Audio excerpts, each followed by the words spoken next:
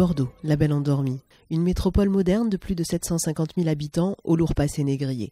Ville bourgeoise, gouvernée sans interruption par la droite depuis plus de 70 ans et où les manifestations ne dépassent qu'exceptionnellement 10 000 personnes.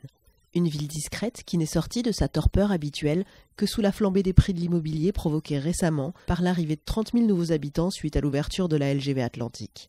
Ici, nous ne sommes pas à Nantes et encore moins à Toulouse, sa voisine.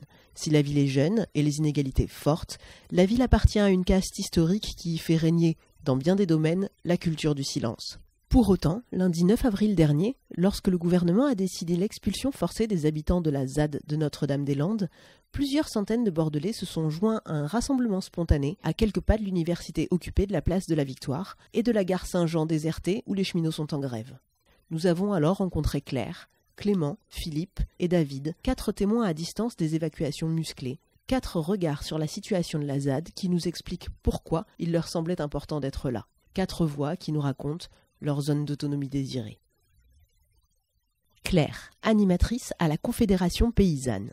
Il y a 2 raisons. La première raison, c'est parce que l'expulsion elle est très violente, donc ça déjà je cautionne pas du tout. Et la deuxième raison, c'est parce qu'il y a des personnes qui ont installé depuis qu'ils occupent la ZAD, ils ont installé des projets, donc des projets de vie et des projets agricoles. Ils ont essayé de faire du bocage, en fait, ce qui doit être fait du bocage, c'est-à-dire de l'agriculture. C'est quand même des terres qui à la base sont plutôt vouées à l'agriculture qu'à être industrialisées. Donc moi je pense qu'il faut les accompagner justement et respecter leur choix de vie et la création des projets agricoles qu'ils font, même s'il y a un parcours à l'installation très codifié et ils rentrent pas dedans parce que l'agriculture évolue et donc il n'y a pas forcément besoin de rentrer dans ce parcours à l'installation, quoi. Philippe, ouvrier, syndicaliste et ex-candidat à l'élection présidentielle.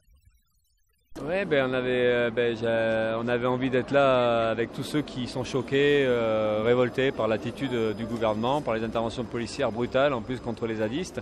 On s'y attendait, ça faisait quelques jours que les policiers se mobilisaient autour. Enfin voilà, ça devait arriver, quoi. Mais quand ça arrive, ça fait toujours mal. Donc on a envie de dénoncer ça. Il n'y a pas de raison de l'accepter. Donc il faut être là, il faut se rassembler. Il y a eu pas mal de rassemblements dans plusieurs villes. À la fois sur le fond, on pense que c'était légitime de rester, que les zadistes occupent le territoire parce que ces terrains-là, ils les ont gagnés d'une certaine manière. C'est leur victoire et donc autant discuter démocratiquement de ce qu'on peut refaire de ces terres-là, de voir avec quels paysans on peut les redistribuer ou pas. Donc ça voulait dire que de toute façon les zadistes avaient largement le droit de discuter de ça et même d'avoir la main sur ces questions-là. Et on dénonce aussi évidemment la forme, cette violence-là. Les images qu'on voit, ça commence à être terrible. Des images de violence contre les zadistes, des images de violence contre les étudiants à Nanterre ou à la fac de Lille. Donc là, on est en train de voir l'évolution un peu de la société dans laquelle on vit, une société de plus en plus policière, et puis qui a de moins en moins un pouvoir qui a de moins en moins de mal à justifier cette violence-là. Et donc ça, c'est terrible, c'est très inquiétant. Donc il y a intérêt aussi à discuter, au-delà de la question de l'expulsion des zadistes, de discuter de comment la population a l'intérêt à réagir, à relever la tête et à poser le problème aussi de convergence des résistances, parce que il faut qu'on fasse le lien avec le mouvement étudiant contre la sélection, donc le mouvement des zadistes contre des projets complètement inutiles et très dangereux pour l'environnement, et puis faire le lien aussi avec la lutte des cheminots contre la réforme de la SNCF, faire le lien avec l'ensemble des salariés de la fonction publique pour la défense du service public et la défense des conditions de travail, la défense des emplois. Donc tout ça, il faut que ça soit une même bataille, et donc c'est ça qu'il faut qu'on arrive à construire.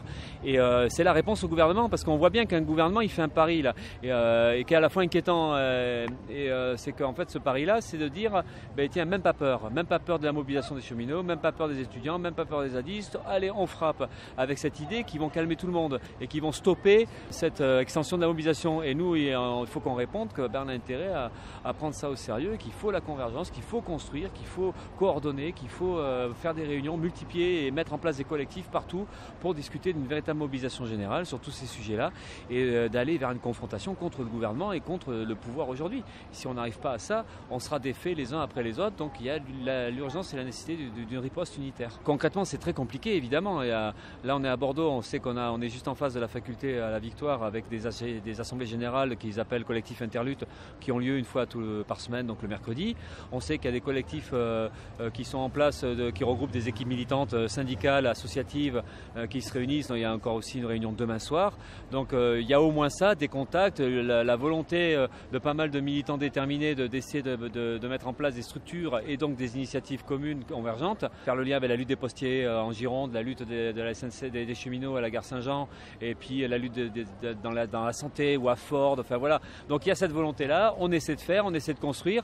Mais voilà, c'est compliqué parce qu'en fait, ça part de petites équipes, ça part aussi d'une situation très ancienne de défaite sociale, de reculs sociaux. Et voilà, il faut qu'on surmonte tout ça. Et en plus, on est aussi embêté avec des politiques qui vont à l'opposé. Je parle des directions syndicales comme à la CGT, qui ne sont pas du tout dans la convergence et qui font rien pour aider à ça. Donc on a aussi dans notre propre camp ces problèmes-là de comment on arrive à imposer par en bas une véritable politique qui en appelle à tout le monde, quoi, un rassemblement, une mobilisation générale. Donc on a tous ces problèmes-là qu'il faut qu'on arrive à gérer. Malgré ça, malgré tous ces problèmes, on arrive quand même à avancer. Maintenant, ça serait bien que ça s'accélère parce que tout ça va très vite. Clément, étudiant insoumis.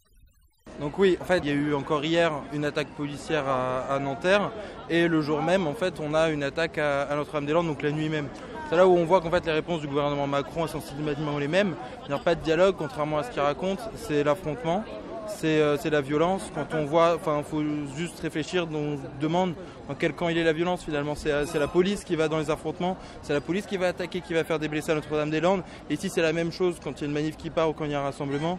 C'est systématiquement de côté de la police que viennent les violences. Quand on fait un blocage ou plutôt une occupation comme à Bordeaux 2, l'objectif c'est pas seulement de faire un blocage et de poser une loi, c'est qu'il y a aussi un modèle de société contre lequel on se bat et qu'on essaye de construire. À l'intérieur de Bordeaux, là, de la fac occupée, il y a des initiatives qui se montent, il y a du partage, il y a une autonomie totale, des nouvelles règles qui se forment pour vivre ensemble. Et c'est exactement ce qui se passe en Notre-Dame-des-Landes, en fait, dans un processus beaucoup plus abouti. Mais c'est vraiment proposer un autre modèle de société et pas seulement être dans une opposition. On essaie de faire voir autre chose. Et c'est là où on fait exactement la même chose et qu'il y a des projets.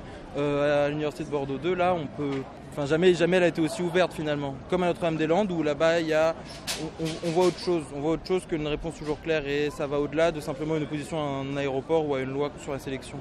La solution, c'est surtout de ne pas attendre que ce soit des organisations syndicales qui se mettent d'accord. C'est-à-dire que ça va être sur les AG, comme des AG interludes qu'on a régulièrement à Bordeaux ou sur les lieux de travail, qu'on doit se rencontrer sur des actions communes. Après, les actions communes, c'est localement que doivent se trouver. Donc c'est agir local, penser global et voir comment on peut faire pour converger nationalement. Mais la solution, elle ne sera pas nationale dans un premier temps. La convergence, elle se fera localement. Sur Bordeaux, on a l'usine Ford où on est finalement en permanence, nous étudiants, en discussion avec eux pour faire des actions globales, pour s'aider par des caisses de grève, par autre chose et par des manifs. Donc c'est directement en lien et après c'est un travail à faire très, très localement, très viscéralement. Il ne faut pas qu'on attende que ça vienne des directions syndicales par exemple.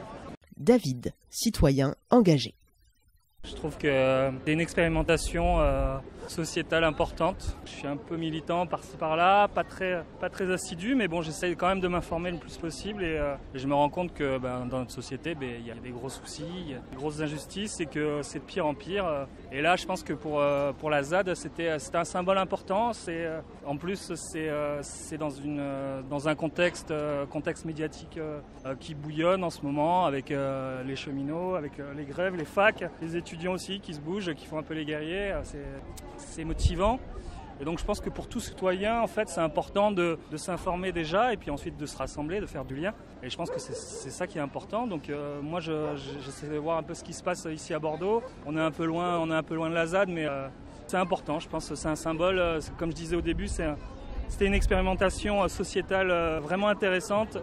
Et vu les moyens qui ont été mis pour réprimer ça, je trouve que c'est injuste et complètement disproportionné. 2500 gendarmes pour 100 ou 200 zadistes. Donc voilà, le symbole à réprimer, c'est quelque chose qui doit être important, je pense, pour le pouvoir. Et ce pouvoir-là, il va d'abus en abus. Et je pense que les citoyens doivent se réunir et s'informer et manifester pour exprimer ce mécontentement, parce qu'on est vraiment dans une société qui va mal et c'est mortifère, quoi. On va pas bien du tout. Ça va pas bien du tout et donc il faut se bouger. Il faut se bouger, sortir de chez soi et montrer qu'on n'est pas content.